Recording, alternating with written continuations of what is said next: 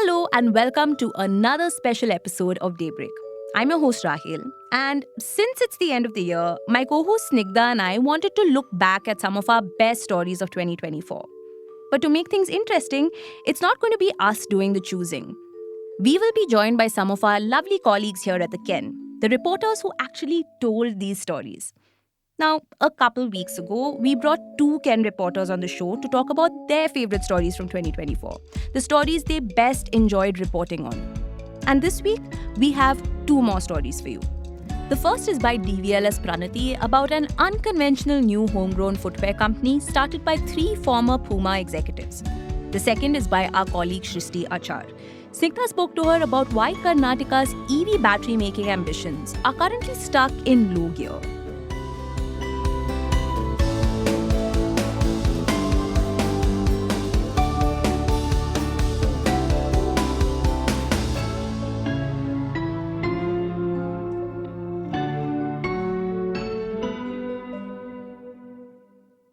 Last year, three top executives from the German sportswear brand Puma decided to quit and launch their own venture, a footwear company called Agilitas Sports. Now, within a year, their new company was able to rack up more than 700 crore rupees in revenue. Perhaps Agilitas' rapid success had to do with the three founders and their expertise in this particular space. After all, one of them, Abhishek Ganguly, had a very successful 18-year stint at Puma as its India head. In fact, under his leadership, the company's revenue rose from 20 crore rupees to 3,900 crore rupees. So this is a guy who understands the ins and outs of the business. But the funny thing is, this new venture is nothing like Puma or any other footwear brand for that matter. So far, Abhishek and his co-founders Atul Bajaj and Amit Prabhu have steered further and further away from the conventional sportswear playbook. It all started with the trio's most audacious bet by far, which was its acquisition of Gurugram-based Mochiko shoes last September. Now, that was a business decision that caught most people completely off guard, including the Ken reporter DVLS Pranati. Mochiko manufactures for the biggest companies in India. That's like Puma, Nike, Adidas, there's Crocs.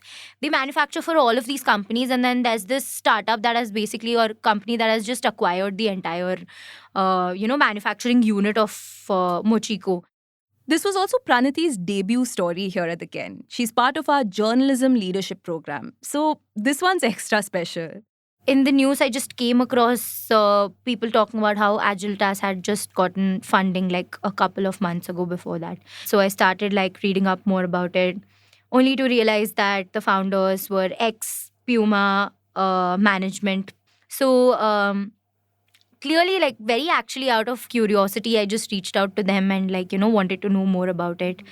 And I had also read that they had acquired Mochiko completely, and that's where it really sparked my curiosity even more. To be very honest, that why would a startup start with buying or acquiring a huge company? That is something that we have not seen before. So a couple months ago, Pranati met with Abhishek to understand the Mochiko acquisition and what his vision for Agilitas really is. Basically, the company's motto is very simple, that, they want to make for India in India, is what, the founder told me when I spoke to him. Their main goal is to basically make footwear in general for any kind of population that's there in India, starting from kids to, older generation. And there are this is something that was very new that even I found out while doing the story, that in India there are 3-4 different kinds of feet, and for each kind of feet there's a different shape of the sole that needs to be made in order to build comfort, and also in order to improve the shelf life or whatever you call of the shoe for a longer time. Because if you wear a shoe that's not in the shape of your foot, it'll also because of wear and tear, it gets spoiled faster. So shoes tailor-made for Indian specifically? Yes, okay. Specifically for Indian feet. You see, most people who venture into the footwear space here in India go down the tried and tested route. That usually means starting their own footwear brand, where they design their own shoes and then sell them under their own label. But Agilitas has far bigger plans. Like Pranati mentioned, Mochiko is one of the country's biggest manufacturers. And by acquiring the company, Agilitas made it clear that it didn't just want to be another footwear brand. It wanted to be the company making the shoes for other brands. It did sound a little too good to be true in the beginning, because in general, like most of the companies that are there, that are sold in India, like whether it's Puma or Nike or Adidas, all of their headquarters are either in Germany or in the US. So most of the times the designs come from there, and they just replicate the designs as it is over here. But then here's this person who's saying that yeah, we are not going to sell the same, we'll sell the same company, but we're only going to get license for it. Let's talk about how your favorite pair of sneakers were made. Turns out it's a very long drawn, complicated process for the most part. Like Pranati said, most European and American brands like Puma, Nike, or Adidas outsource the whole process to countries like India, Bangladesh, or China. Homegrown brands tend to outsource manufacturing as well. And that's because most shoes are made up of dozens of different little parts, all of which finally need to be sewn together. And fun fact, footwear brands generally have to source all those different parts from different places across the country. Basically, in a shoe, the most difficult part to manufacture is the sole. Like, it takes a lot of effort, because there's a lot of equipment that is required to make the sole. Like, you need to have the mold, and then you need to have the aluminum presser and things like that, for which the sole, like, because of which the sole is made in the first place. So that is the most difficult part of it. And in no other manufacturing, or in no other like shoe company in India, do they have like only one manufacturer who does everything. Like, there are almost 38 components in only the top part of the shoe, where both the flaps are there, and then you see the metal rings through which you put the lace and everything. So there are like 38 components just in the upper part of the shoe, leaving the sole. So it ends up taking multiple factories to produce one shoe. And that's where Agilitas and Mochiko in particular come in. You see, this is a company that wants to build a whole ecosystem that takes care of every single step of making a pair of shoes, from product design and manufacturing to distribution and brand building. So it wants to bring the whole operation in-house. It's never been done before. Most brands, especially global giants like Nike or Adidas, don't even try it. And for good reason. It is a logistical nightmare. So why does Agilitas want to go down this route?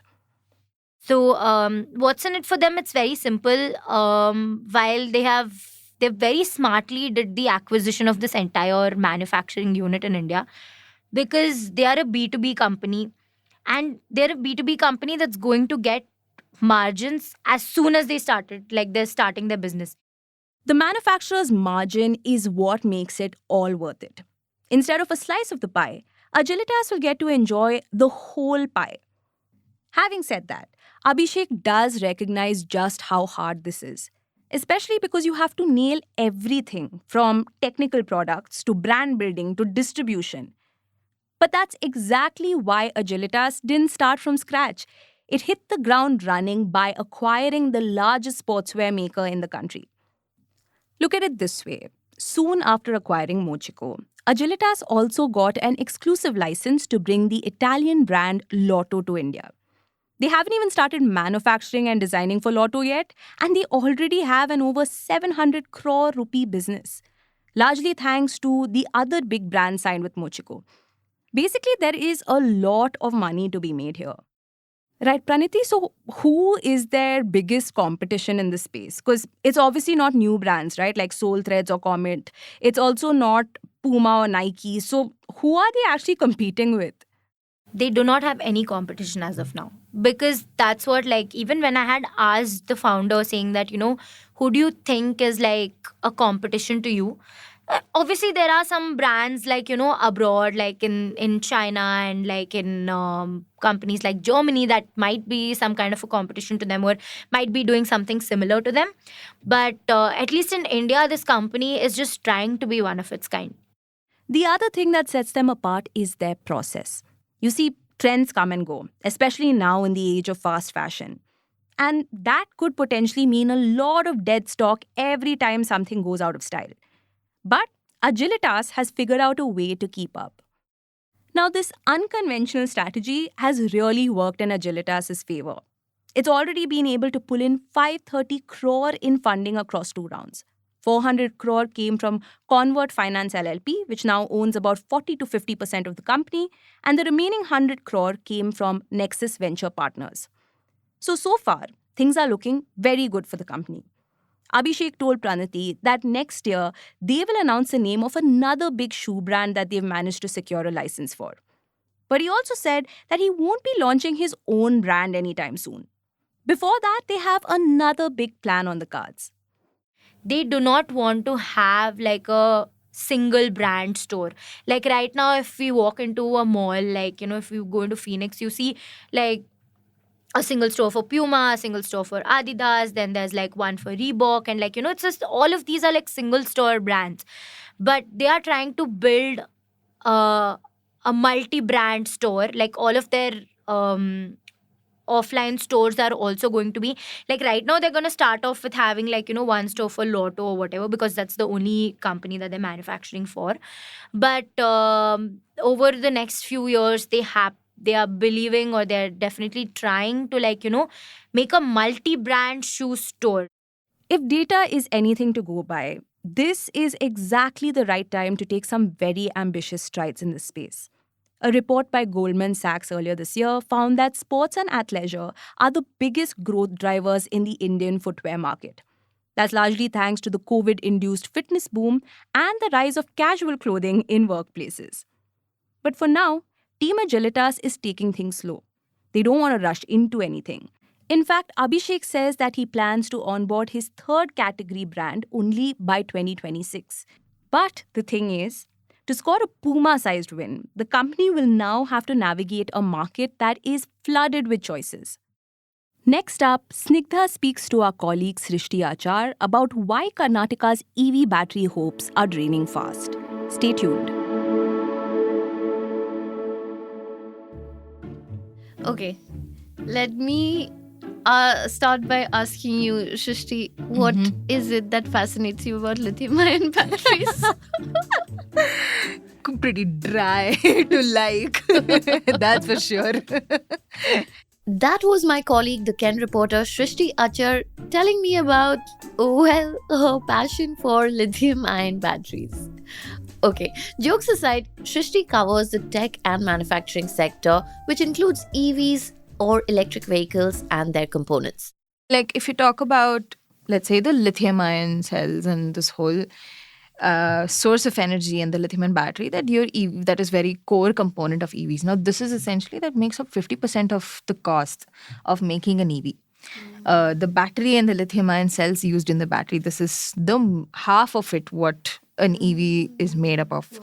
So that definitely becomes important, that we need to have that kind of infrastructure over here before we move on to having just EVs. Because in the entire scenario, it's also a thing that we have really high import bills. And a lot of it is these kinds of core components or materials that we have to keep getting from outside because we don't make them here.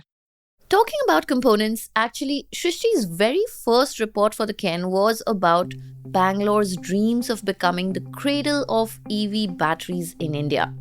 Now, most of you are aware that the EV or electronic vehicle sector has been the Indian government's favorite child for a while now. The government wants to push its demand by making it affordable and accessible. But despite all the subsidies and support from the government, EV adoption in India has been quite sluggish. And a huge reason for this is the lack of infrastructure. Take batteries, for example. As of now, like Shrishti said, we are almost entirely dependent on imports for it.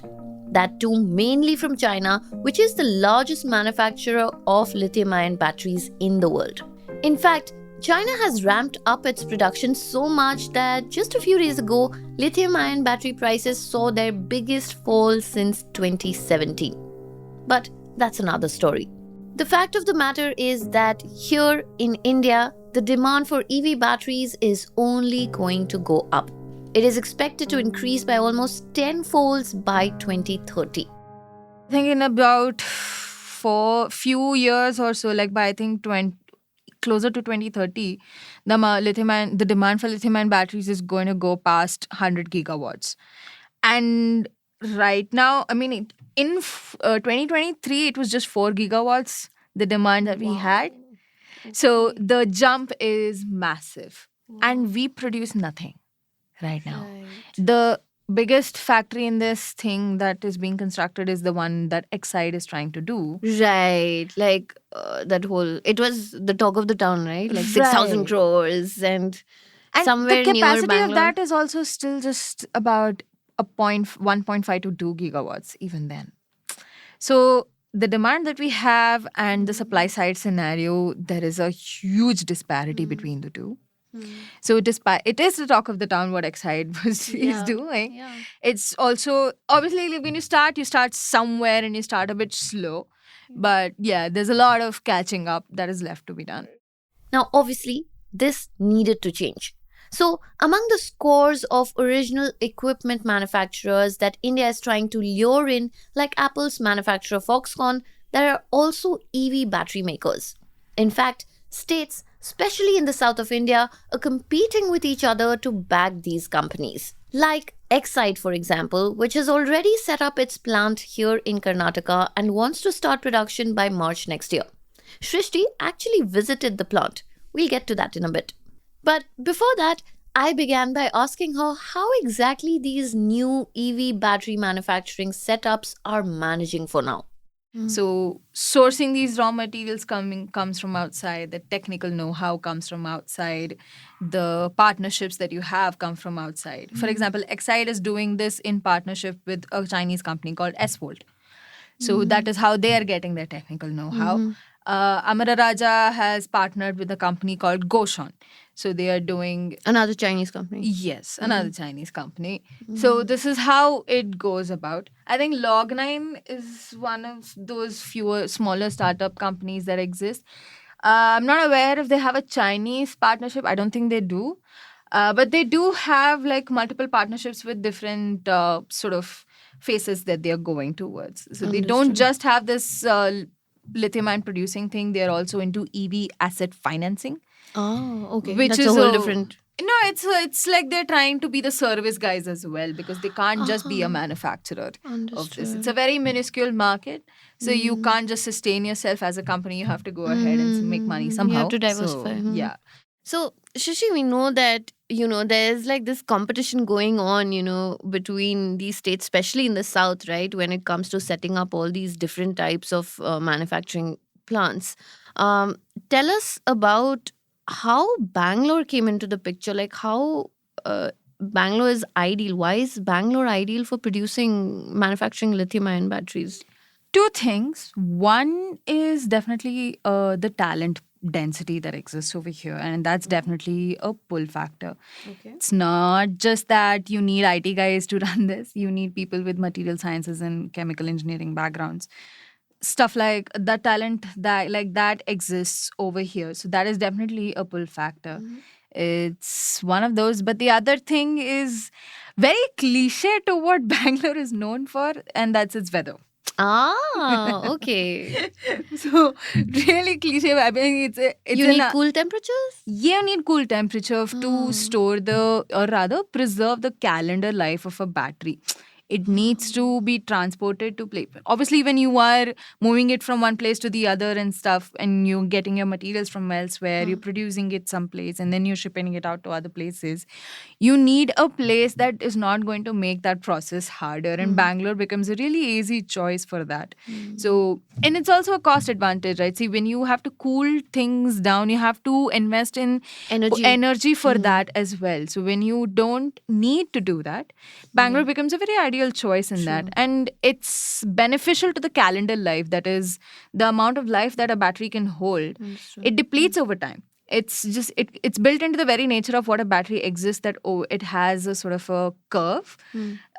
It's called a knee curve. Like so it keeps the usage of it is fine, it keeps going fine, and there will be like at some point where the battery just stops having as much as life as you've had it before. Even our phone batteries work like that, right? Yes, Yeah. so that same thing applies to your lithium-ion batteries for EVs as well. They all function the same way. So at some point, the functionality of it starts tapering out. 100%. Okay. It comes down. So Right. if you wanted that to last longer, you have to preserve it and not heat it as much and stuff. So Bangalore becomes a very ideal choice for doing that. And when you put all of this together and the fact that you have supportive policies, it just, why wouldn't companies come here, right? Okay, so I mean, let's try and compare, the subsidies that other state governments, especially in the south, offer, versus what a Karnataka is offering, especially for these lithium ion manufacturers, right? Can we talk about that a little bit? So there are not specific policies for batteries that exist everywhere, or not even in Karnataka, perhaps. But what is actually happening? So there is a central PLI scheme for advanced chemistry cells. So this is the PLI scheme that exists for your lithium-ion cell manufacturing facilities and such. But what Karnataka is doing is they're offering, on top of whatever these benefits that companies can receive under the PLI, Karnataka government is also giving another 20% upfront subsidy on land and machinery capital sort of thing. Okay. So which is a huge, benefit at that Of point. course. And then, when you're promised facilities like water and electricity collection along with it, it becomes a no-brainer of choice. Makes sense. And every state is picking their, having their pick of sectors that they want to pull in. So it becomes a natural choice, I guess, for Karnataka to pull in the batteries companies on this side. Makes sense. Okay. So, let's talk about, Exide, right? It was the talk of the town. I think the news came out sometime in August that it's going to set up a plant somewhere near Bangalore. And 6,000 crores worth of investments, and the government, of course, like you said, offered some really good incentives. Sorry, what is going on with that? Like, you actually, why don't you start with your visit to the Exide plant? That was very interesting. It started actually with me bribing my friend Okay. to drive me there with food. Is it far from the city? Very far. So it's in a place called Devanhalli, which is like some 15-20 kilometers beyond the Bangalore airport, which is, it's not Bangalore at all anymore. So I feel like I might have crossed it during a bus journey somewhere. you probably might Probably, have. yeah, It's not very far from the airport. From there, it's about like a 15-kilometer drive. Okay, got it. So there is a huge investment region over there that Karnataka government has set up, ITIR. So it's the IT investment region over there. Okay. So there's a bunch of other factories that are, in the middle of construction and stuff. So I went there because the Foxconn factory is there. So I wanted to go see that. And I- did you? Well, not the inside. From the outside, I got to see something. You're not allowed to go in. No. You're not allowed at all. There'll be like a whole security guard and everything. Okay. When I started chatting up the security guys, also, they said they signed NDAs and they can't really say anything. Wow. Yeah, I'm not talking about the security guy over there, but someone who was managing the ops of this. Understood. So I was like, oh, okay, that is strict. It's a tight ship. Yeah, it's a really tight ship. It's not like I can. So it's not even Sweet like talk your way. Yeah, I can't do that. There is no amount of charm that's going to work. Understood. So I went to go see that, and that didn't work out. So I couldn't get in. I barely had a few chats outside, and it was so sunny, and it was almost like 3 p.m. and I was done. So I was like, okay, fine, I'll go do something else that I wanted to visit. And now that I had driven there, I'd seen that the Exide plant was some 20 kilometers on the other side of this town, but it was still drive-worthy. It was like still, like, see, it's outside of Bangalore, so you don't have traffic. So those 20 kilometers can be done in like a couple minutes. Yeah. So we ended up driving. Which is like, unimaginable here inside the city. Here, 2 kilometers is 2 hours. So we ended up driving there. Okay, there also, like, no one let us inside the factory. There was a factory, huge plot where a lot of construction and all was going on. Give me a visual. Like, what was it looking From like? the gate, if I see, Hmm. it was like in the middle, it was like a sort of a barren land with like a lot of people in it. But I could see like a factory and so like almost a cubicle shaping, brought up. So a lot of tankers coming in, going out, some sort of machinery. It looked like someone oil mining Oh, wow. thing would Okay. look like. Okay. That's just in my limited view of things. Yeah. So I couldn't get much of a view about this at all. Like I saw one Excites banner and like half constructed buildings and all of it. Looked very happening. Okay. I'll tell you that much I could see that it was very happening. Definitely things were being made. That much I could see that. So Shrishti managed to find somebody who was actually finally ready to talk, but it was very difficult, as you can imagine, just like when she went to Foxconn. To be very honest, I wasn't expecting to learn much from this interaction. I just wanted to, sort of show my face, and I just wanted to get some bare minimum of an idea of when at least this project will be Taking done, off. taking Yeah, off or yeah. something like that. So I went for that. But in the course of the conversation, I mean, the guy turned out to be someone from closer to my hometown as well. Oh, So I okay. brought out all my language chops that I Of could to try and ask course. as much as I can over there. Of course. So A good reporter would do that, of course, yeah. so I started asking about when the project would be done and stuff like that. So and then I happened to notice couple of tankers coming in and out of that place as well. So I just casually asked, like, what exactly are these for? Is this for the drinking water sort of a thing? Because that far outside of the city, I assume drinking water would be the problem. Huh. And is that how you're getting the water Yeah. supply and whatnot? Because this is a large workforce to maintain as well. Hmm. Then that's when the person told me that no, it's for the construction site. What? Wait. Yeah. Wait. So, but the government said, right? Like earlier when we were talking about subsidies and all these things that the government would help to enable manufacturing. Yeah. This So is one on of the paper, things. the Yeah. connections exist. Electricity and the water both. Right. But I'm not quite sure. I don't have the minute details on what happened to the water part of it. So the person just told me that we just don't get it. We don't get the water. So they have to do something. So they got the tankers in because they cannot halt their operations just because they're not getting the facilities. And They have electric- shareholders sitting Yeah. on their head. And electricity? And electricity, the connection has been given and everything. There was also some maybe like a year ago, 2 years ago, some other government order that was given passed out, which said that the extension of electricity and the water thing that Excites plant required was provided. But again, so this whole investment region is also being developed in phases. So the electricity connection has been developed only till phase 1. It's not been extended till phase 2. And these guys their plot was situated in phase 2. So it hadn't come there yet. So on paper these exist, but on ground they don't. This is insane. Like, how can they set up such a huge plant without an existing solid supply of electricity and water? Exactly. So they have their own generators to do this, and then they bring in their own tankers to do this.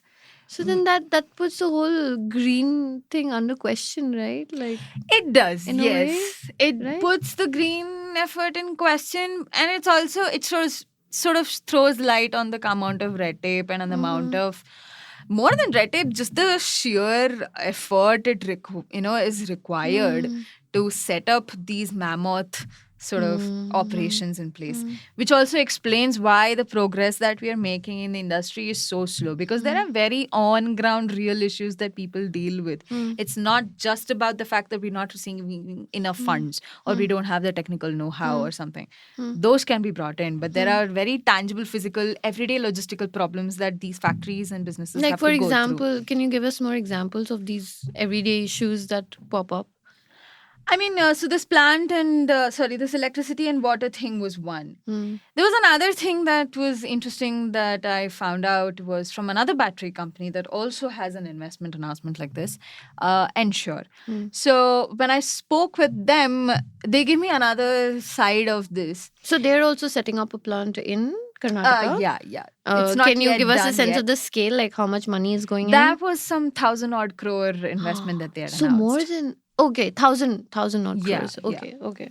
So that was the size of investment that they were planning, that they are planning for. So they gave me another facet of this is that if you talk about the bureaucratic side of issues, for example, now this is a industry that is meant to be on the energy efficiency side of Yeah, things. It's a green exactly. initiative. Yeah. But then you're building a factory and you're building a very gritty, sort of manufacturing industrial factory.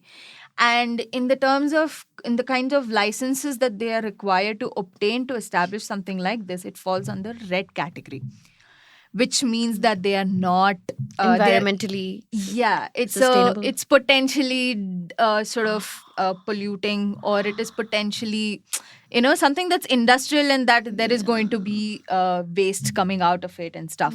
So for establishments of factories like this, they are categorized under a red category apparently. That's so, So- ironical. Exactly. So And the to go green, licenses- you have to go red. That's insane. yeah.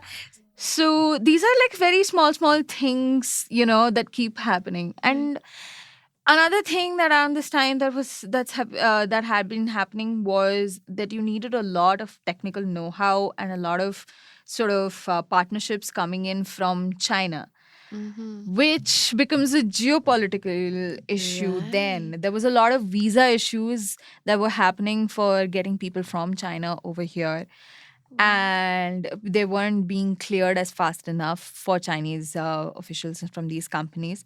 Although now there's been some progress made in that way. They're trying to fast track it and stuff, but that is still a problem. Like for 1 or 2 people to come over, you have to haggle for a 5 to 6 odd months Insane. for them to get their visas and this and that, which is a long gestation period for someone who's trying to get set up a factory as soon as possible. Yeah. They wanted to start manufacturing by 2025 March, right? Is that going to happen then? I'm not quite sure. I think still the last time I spoke with them, it was Exide still I'm on talking about. track. Yeah. That Yeah. is still on track. Okay. So I mean, they're all trying So to do that. basically, like, so many ministries, so many departments have to all come together to actually get this going. And that is where. So would you say this is a story about red tapeism? I wouldn't quite say that per se. Like, there is definitely a factor of red tapeism. Obviously, there is involved. But it's also more about, just the sheer logistical efforts that is required and just how much. I think like most people didn't see it coming, just how much logistical efficiency is required, and they're falling short. Right. So it's more about that. And red tape has been there always. Yeah. We know our way around it. Okay, so Shrishti, let's look. So now we were talking about behind the scenes, right? So far, let's talk about the other side. Like, let's talk about the market. You did mention that earlier when we started talking about the demand for lithium-ion batteries, it's only going up despite the fact that the adoption of EVs is like kind of slow, but the demand is definitely going up, and we're mostly dependent on imports, right? Yeah. As of now. So give us a sense of the market. Right. So that is actually the bigger picture of sorts. And when I was talking about all of these logistical issues that people have to face and everything, so this is one end of the problem where they have to set up the factory and they have to go through so much to set up these factories. Correct. But then they're also entering the market at a very precarious time, in a sense that China, who we majorly import our cells and batteries from, now they are the market leader, like I mentioned earlier.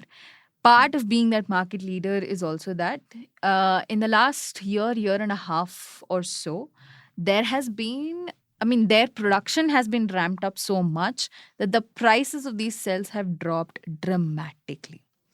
What has happened is Too much supply. Sorry? Too much supply. Too much supply. They have been able to produce well, and they are able to achieve that economies of scale, what people talk about, to the point that just about a year ago, if the price for every kilowatt hour of cells that's produced was some like $130 or $140. Now it's dramatically dropped down to some $50. Whoa. That's more than like a 50% drop in prices. And what happens is when you, as a market, when you talk about India as as an entrant in this industry, you're already dealing with having to produce these cells in a sort of a difficult situation, and then you Setting have up to infrastructure first. So that exactly itself is so that is one expensive. cost that's Yeah. already there, and then you are getting all your raw materials also from outside, which is another cost addition to your production process. And then you have to get it out in the market which in a non-competitive price. That's where it's become a problem. About a year and a half ago, when the price was still around like $130 or $140, back then it felt that we were entering a competitive market. India did feel that because that was still at the price where all of these people who made their investments, they were able to sort of price it at. But with this extremely dramatic drop in price, people don't have the capacity to compete at that price level anymore, which is another major factor why you see all of these projects being being stuck in a sort of state of limbo of sorts. So now with Exide, they're taking their time to set up these factories. See, they are not getting enough plant and machinery, water and electricity sort of issue. Then there are other things like, for example, IBC, International Battery Company. That's another company that they had intended to invest some $1 billion to set up a factory. That's like some 8,000 crores or something. They have slashed it to some 300 to 400 crores now. They can't afford to make that kind of investments anymore because they know they're entering the market in a very precarious time. Damn, so it's looking quite grim as of now, right? Yeah. Like you said earlier, it's a lose-lose situation. Yeah, it's like a lose-lose situation, but you have to take it, in consideration of the fact that we're just starting out as well. Correct. So while all these problems are at the forefront and people are, aware of it, people are aware of it in the sense that they're trying to take steps to move ahead as well. With the whole Chinese visa thing, government did step in and try and fast track the process. True. So that's one end of it. There are steps being taken to ensure that these processes are taken ahead as well. So from the center's side, there are consultations that keep happening, and the funds that do keep dispersed or not dispersed, people are in the loop about this. And companies themselves also are sort of trying to stay afloat. Log9, for example, they know what kind of a situation they are in, so they have this whole other arm where they diversify to start an EV asset financing side of it, so that they can try and deal with other parts of the industry. And the overarching general is people know the amount of grit and sort of determination you require to stay afloat and actually send it to fruition. So it's a slow start, definitely, but it should be viable and get solved soon as well. And when we are constantly trying to do a catch up sort of effort, at some point we will end up catching up. All right. Lovely talking to you. Thank you so much, Shrishti, for joining us. Most welcome, Snigdha. Okay, and before we wrap up, do you have any recommendations for our listeners? It's the end of the year. Any favorite stories from the Ken? Oh, I definitely want people to read Ronak's wedding story. Oh, that's a great one. I've heard people talking about it a lot. So everyone has taken note of the fact that there's too many weddings they've gone to this year. So at that point, I find it very easy to segue it. And I'm like, maybe you should read this story. He explains why it happens. Maybe we should get him on the podcast next. Yes, to talk about the wedding story. Yes. All right. Thank you so much, Shrishti. Thank you as well. Daybreak is produced from the newsroom of the Ken, India's first subscriber-focused business news platform. What you're listening to is just a small sample of our subscriber-only offerings. A full subscription unlocks daily long-form feature stories, newsletters, and podcast extras. Head to theken.com and click on the red subscribe button on the top of the Ken website. Today's episode was hosted and produced by Rahil Philippos and I, Snigdha Sharma, and it was edited by Rajiv CN.